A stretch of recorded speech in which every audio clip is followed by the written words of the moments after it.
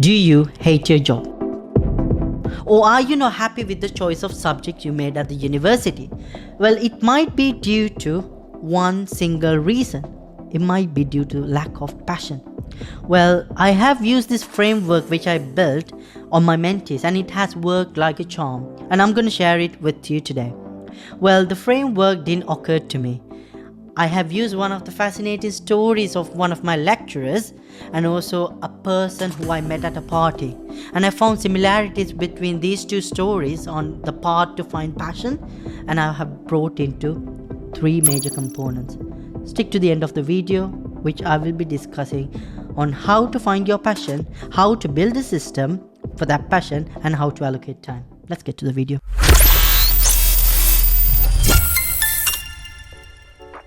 Firstly, let's go with the story that my lecturer said. So when it comes to passion, he had this nice story where he mentioned about his friend. For the sake of this video, let's name him John. So John was very fascinated about RC aircraft or remote controlled aircraft. So he knew he wanted to do something related to this, and he was very happy or very passionate about creating RC aircrafts, designing new aircraft, you name it. So he knew one day he wanted to do something on this line, creating RC aircraft or drones. Now, what he did next was he started looking for demand. Is there a demand for RC aircraft? And he found there are some toy shops that are looking for toy makers who have skills in coding, who have skills in designing, and who has skills in creating these beautiful toys.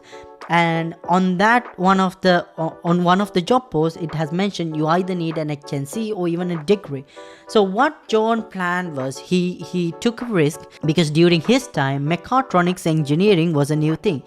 But he could have done aircraft engineering or aeronautical engineering, but he opted to do mechatronics engineering. Why? Mechatronics engineering have mechanical engineering, electrical engineering, electronic, mechanical engineering, and also control engineering. And he knew these are the main ingredients to create an RC aircraft. And he knew this is the skill or this is the qualification that would help his or enhance his currently available skills. So he went and pursued a mechatronics engineering degree. He could have done an HNC, but he opted to go with a degree.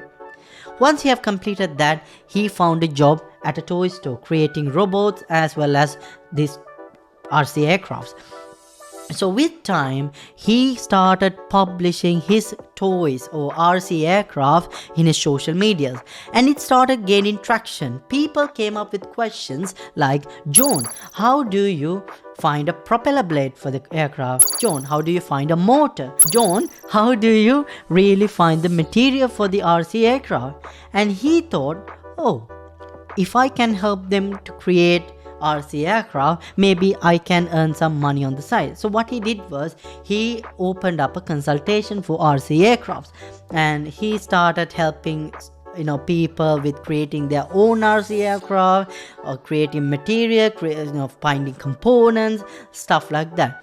And soon enough, he saw that his side hustle started giving him more money compared to his day job.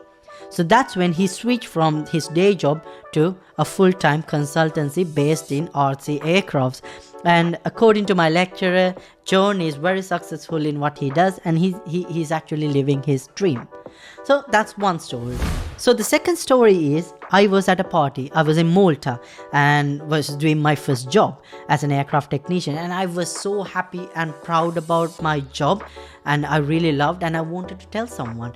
And in this party, I saw a person who was quite isolated. He had his phone, drink on his hand, he was scrolling. Went to him, introduced myself, we went into this conversation, and somewhere down the line he asked me, Dino, what do you do for a living? I said, I was so happy to tell him that. I said, I'm an aircraft technician. I maintain aircrafts. So I was so happy about it. And then just to keep that conversation going, I asked him, in this case, we will name him Tom. Tom, what do you do for a living? He said, one of the most fascinating answers ever. I've never heard something like that. And maybe due to where I came from, I haven't heard that job. He mentioned, I'm a game test engineer. And I was like, wow, game test engineering, is that a thing? I really didn't know.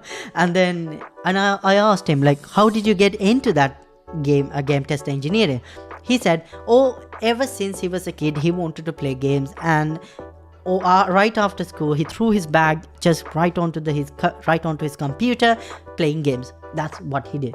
And somewhere down the line, he knew he wanted to do something with gaming. So he actually did a game development engineering course or a degree, and then he found a job in Malta. And when he told me that, I was very fascinated. Oh my god, these kind of jobs actually exist in this world. Because for someone who was brought up in an Asian family, I was told doctor, lawyer, engineer was the mainframe jobs. However, my parents were very flexible. They wanted me to do something, so I knew I wanted to do something with aircraft, aviation, and then I chose aircraft engineer. And to this day, I still love what I do. So from these two stories, it didn't randomly occur to me that there is a framework deep inside these stories. One day, a student or one of my mentees asked me, how do I find the passion? I'm not happy with my degree. I don't think this is what I want to do for the rest of my life. How do I find my passion? And I started by telling this RC guy's story as well as this story. And then I was thinking about it. I wrote it down and I was thinking, is there a similarity in these two stories? And then only after that mentee's question only, I figured out, yeah, there is some commonalities in these stories.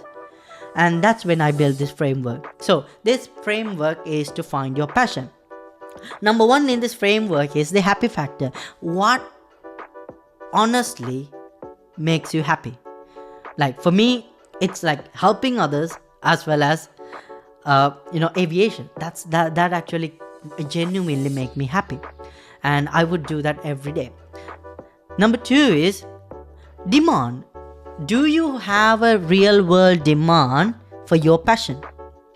And once you find the demand, the third one is actually easy, credibility.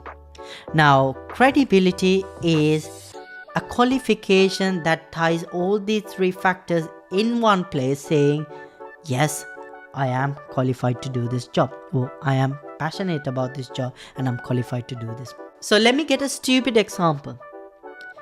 Let's just say your passion, the thing that genuinely makes you happy is sleeping. You really like to sleep. Now, did you know, if you do your due diligence and if you really research on it, there are professional sleepers, and companies hire them to go into various hotels and actually do a comfortability check on the beds. And I'm pretty sure the bed manufacturing companies or mattress manufacturing companies really require this skill. So if you're skilled in sleeping, can you sleep anywhere, and does that make you happy? You can actually make a living out of it. The only thing you have to do is find demand. What companies hire this skill?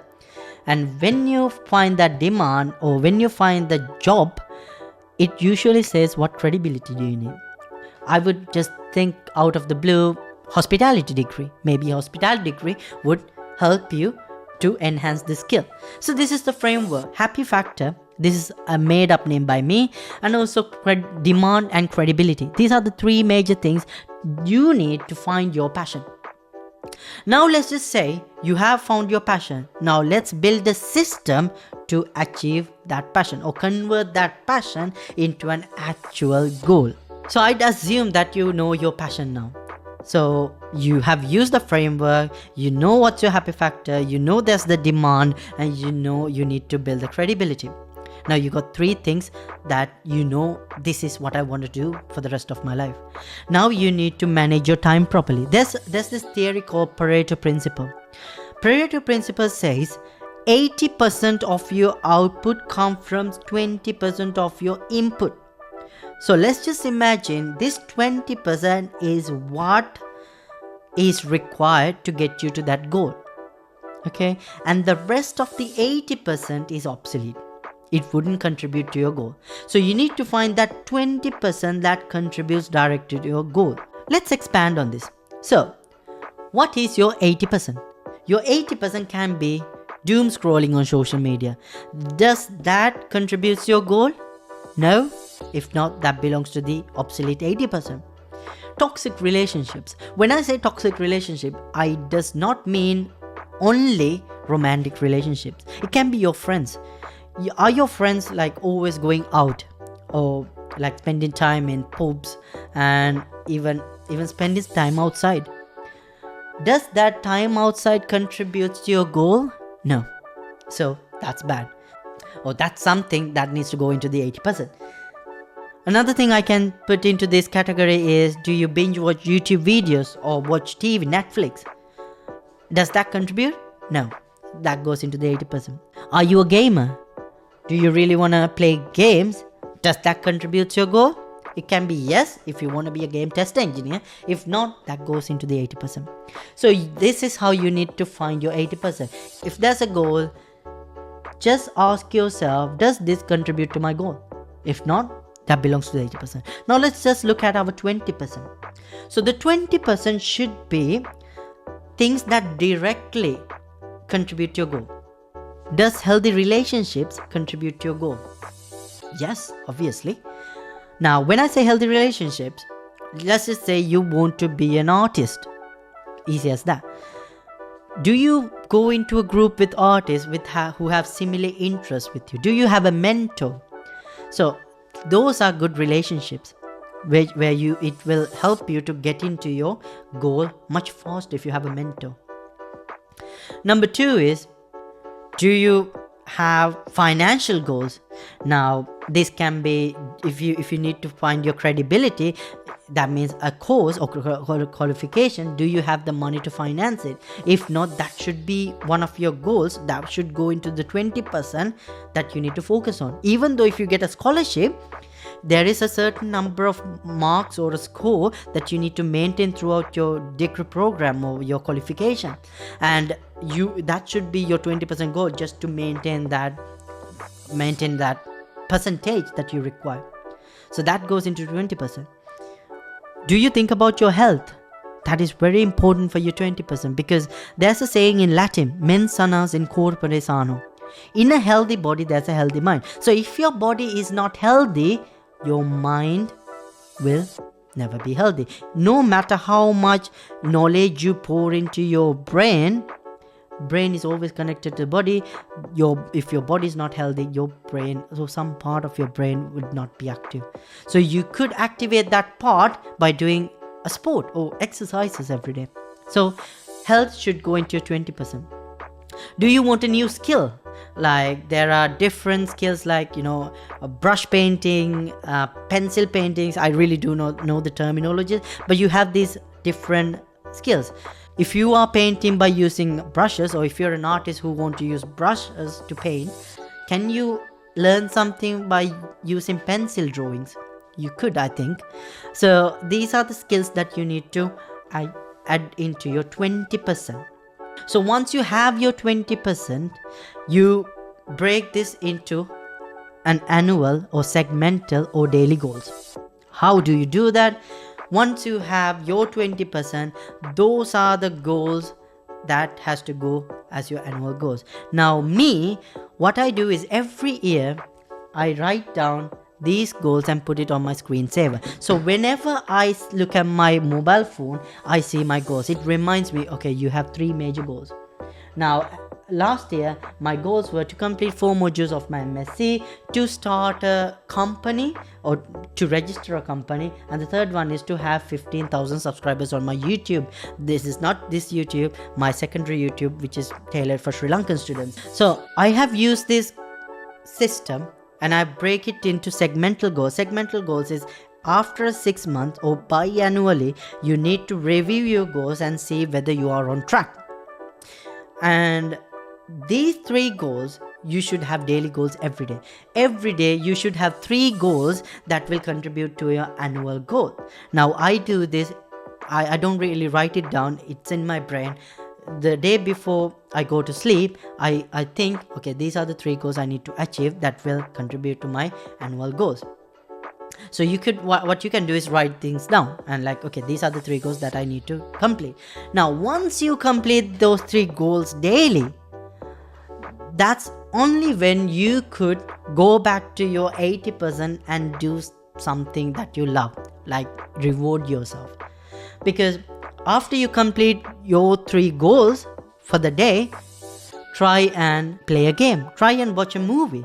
I have a bad habit of eating junk food, so I don't eat every single time, but I also have a bad habit of watching Netflix. So what I do is, once these 3 goals were completed and I'm satisfied with them, then only I play a movie or eat some good food.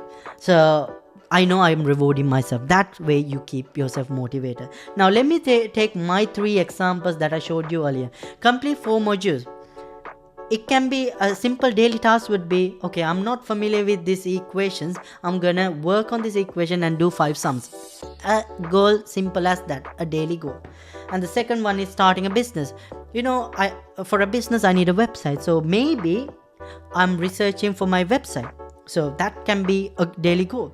Third one is, I want 15,000 subscribers. Maybe I write a script on that day. Maybe I think of a word idea. Maybe I do a keyword research.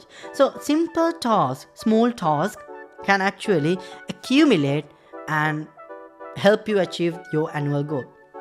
And I'm happy to say, by today, when I'm doing this video, I have completed 5 MSc modules where the initial goal was to complete 4 modules, and then I have not only started my company, I got 5 clients working with me, and also instead of 15,000 subscribers, I now have 30,000 subscribers on my other channel. So this is a proven actual framework that you can use. Now, 2 things you need to remember. When you make a goal, when you design a goal, you need 3 things. Number 1 is, it needs to be clear and specific. Number 2 is, it needs to give you immediate feedback. Now, if it is a sum or a mathematical equation, you do the equation or you do the question, immediate feedback is your answer. If at your job, if it is writing an email, if you didn't get a response, that's your feedback. You need to write a better email. And number 3 is, the challenge should be above your skill level. Now, if you do a mathematics sum that you already know how to do, that is not above your skill level. If you write an email and if you don't really get a response, that means you are lacking something that is above your skill level. So this is the framework you need to understand. And secondly, I admire Stephen Bartlett, who wrote The Diary of the CEO, and he, on his book, he have mentioned something with regards to failure. Now, failure equals power. How? Now, failure gives feedback. Now, this feedback gives you knowledge. This knowledge gives you power. So actually, failure gives you power. So if you put it into a school context or a university context, if you don't know some or a mathematics equation, if you don't know how to solve it, you fail first. And then you sit with your teacher or a lecturer, you get feedback. And that feedback, if you write it down or if you really grasp that, that is knowledge. This knowledge equals power. So this is what I wanted to bring to you today. How to find your passion, how to build a system to achieve that goal. And it's okay to fail, because failure is knowledge, and as long as you learn from that failure, it's okay to fail. And also, have goals in your life. Always reward yourself after the goal. I hope this video will bring some value to yourself. And if you really enjoyed my video and if you got something out of this video, please subscribe and share this video with your friends. And I'll come back with another video. Until then, cheerio.